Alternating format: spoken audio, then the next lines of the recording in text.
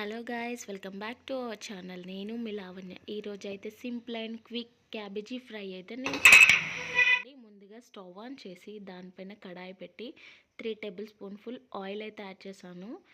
Oil heat అయ్యాక కొంచెం జీలకర్ర, కొన్ని ఆవాలు అయితే యాడ్ చేశాను. పోపు మంచిగా రెడ్ కలర్ అయ్యేలాగా ఫ్రై అవ్వనివ్వాలి. ఫ్రై అయిన తర్వాత దీంట్లోకి నేను 1 ఆనియన్ చిన్నగా చాప్ చేసి వేసుకున్నానండి. వీటిని మిక్స్ చేసుకొని రెడ్ కలర్ అయ్యేలాగా ఫ్రై చేసుకోవాలి.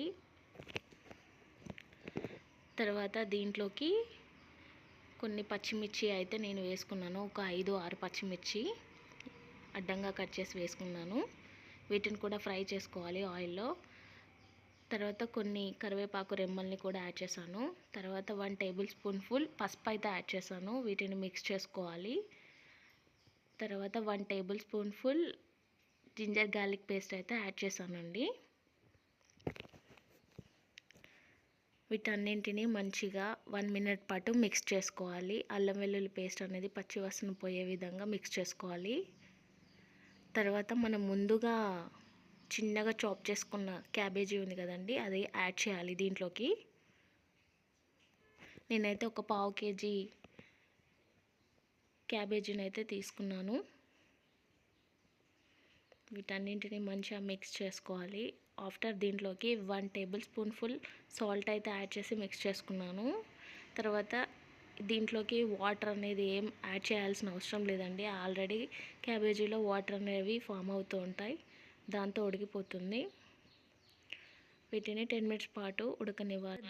తర్వాత దీంట్లోకి నేను 2 టొమాటోస్ అయితే చిన్నగా చాప్ చేసి వేసుకున్నాను. వీటిని ఎందుకు ఇలా మీడియంలో వేసానంటే తొందరగా మగ్గిపోతాయండి. మూత పెట్టి ఒక 5 మినిట్స్ పాటు ఉడకనివ్వాలి. తర్వాత మూత ఓపెన్ చేసి దీంట్లోకి నేను 2 table spoon red chilli powder కారంని అయితే యాడ్ చేశాను.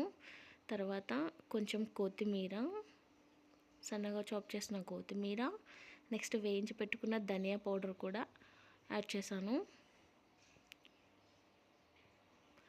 మళ్ళీ మూత పెట్టి ఒక 5 మినిట్స్ పాటు మగ్గనివ్వాలి టొమాటోస్ అనేవి. ఆఫ్టర్ 5 మినిట్స్ చూడండి, ఆల్మోస్ట్ టొమాటోస్ అన్నీ మగ్గిపోయాయండి.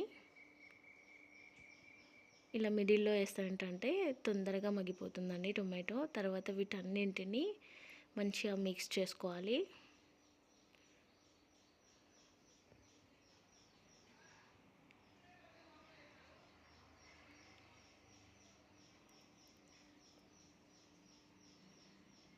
తర్వాత మూత పెట్టి ఒక 2 మినిట్స్ పాటు మగ్గనివ్వాలి. ఫైనల్గా కొంచెం చాప్ చేసిన కొత్తిమీర కూడా నేను యాడ్ చేశాను. చూడండి, ఆఫ్టర్ 2 మినిట్స్ నూనె పైకి తేలిందండి.